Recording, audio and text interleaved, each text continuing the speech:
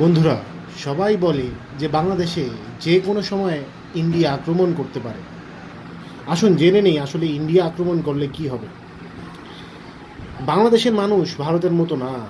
বাংলাদেশের মানুষ সম্পূর্ণ আলাদা এবং তাদের রক্তে রক্তে রয়েছে যুদ্ধ। তাদেরকে হারানো এতটা সহজ না।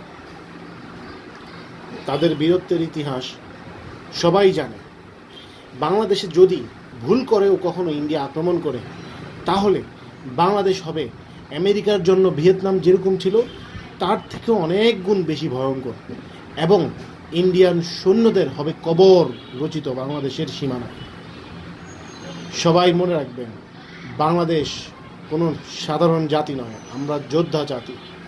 আমরা অনেককে হারিয়ে আজকে এই জায়গায় এসেছি, অনেককে দাবিয়ে আজকে এই জায়গায় এসেছি।